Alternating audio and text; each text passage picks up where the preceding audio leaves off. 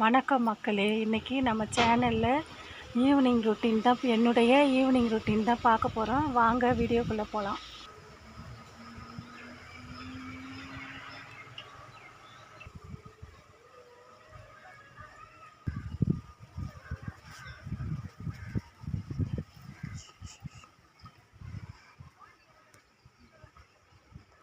இதான் ஆமணக்கு செடி. இந்த கொட்டையிலேருந்து நாங்கள் இதிலேருந்து கொட்டை எடுத்து இட்லிக்கு அரிசி ஊற வைக்கும் போது இதையும் போட்டு நாங்கள் ஊற வச்சு இட்லி சுடுவோம். நல்லா சாஃப்டாக வரும், பஞ்சு மாதிரி இருக்கும், வெள்ளையாக இருக்கும்.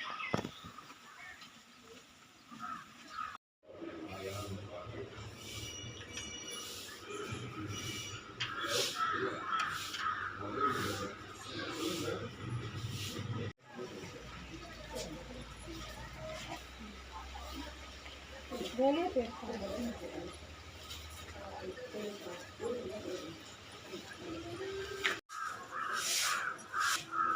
வாசல் போயிருக்கிறேன்.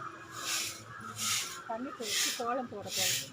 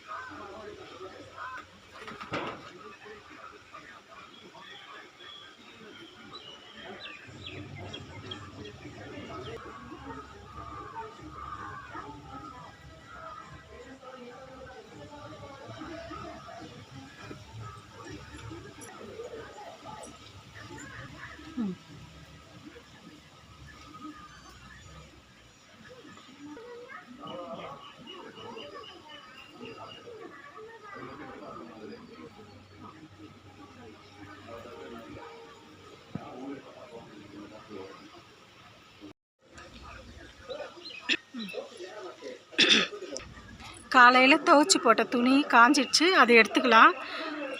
இன்னைக்கு சீக்கிரமாகவே வேலையை ஆரம்பிச்சிட்டோம். சீக்கிரம்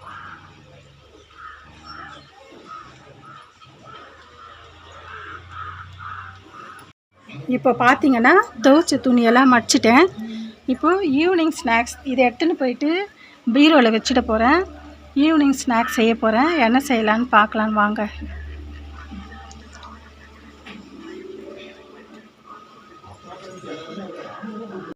இன்றைக்கி நம்ம ஈவினிங் ஸ்நாக்ஸை கேழ்வரகு அடை தான் செய்ய போகிறோம். அதை எப்படி செய்யலான்னு பார்க்கலாம் வாங்க. இப்போது கேழ்வரகு அடை செய்ய தேவையான பொருட்களை பார்க்கலாம். ஒரு கப்பில் தேவையான அளவுக்கு கேழ்வரகு மாவு எடுத்து வச்சுருக்கிறேன். முருங்கைக்கீரை உருவி வச்சுருக்கிறேன். வெங்காயம் கட் பண்ணி வச்சுருக்கிறேன். 2 பச்சை காஞ்ச மிளகாய் கட் பண்ணி வச்சுருக்கிறேன். தேவையான அளவுக்கு உப்பு எடுத்து வச்சுருக்கிறேன். எண்ணெய் சேர்த்துக்கலாம். இப்போ மாவில் போட்டு வச்சுக்கலாம். தண்ணி தேவையான அளவுக்கு தண்ணி ஊற்றி அப்புறமா பிசைஞ்சு வச்சுக்கலாம். இப்போ இதை வதக்கி எடுத்துக்கலாம்.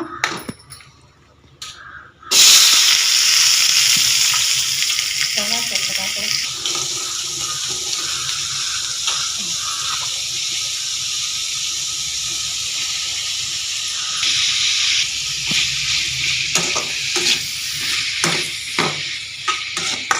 இது வதங்கிச்சு. இதை எடுத்து தட்டில் கொட்டிக்கலாம். இது கூட எடுத்து வச்சிருக்கிற மாவை சேர்த்துக்கலாம். தேவையான அளவுக்கு தண்ணி விட்டு பிசைஞ்சு வச்சுக்கலாம். மாவு நல்லா பிசைஞ்சு வச்சாச்சு. இப்போ வந்து அடை தட்டிக்கலாம். பெரிய அடையாக தான் தட்டிக்கலாம். அப்போ தான் நல்லாயிருக்கும். நிறைய எண்ணெய் ஊற்ற போகிறோம். பண்ணிக்கணும் கையில். அப்போ தான் வட்டமாக அழகாக வரும். இப்போ இந்த மாதிரி பண்ணியாச்சா, தட்டணும். கொஞ்சமாக தண்ணி தொட்டு தட்டலாம்.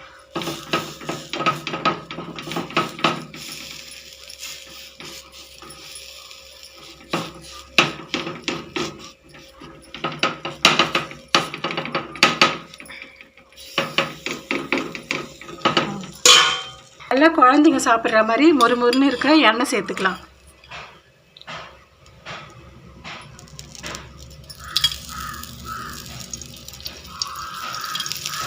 தேவையான அளவுக்கு சேர்த்துக்கலாம். நிறைய கூட சேர்த்துக்கலாம். இப்போ ஒரு சைடு வெந்துடுச்சு. இப்போ திருப்பி போட்டுக்கலாம்.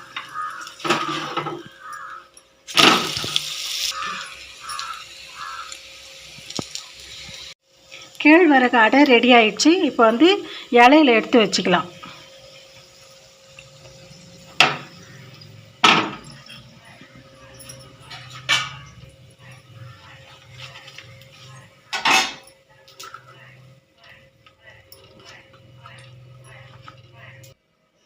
ரொம்ப சூப்பரான கேழ்வரகு அடை ரெடி ஆயிடுச்சு.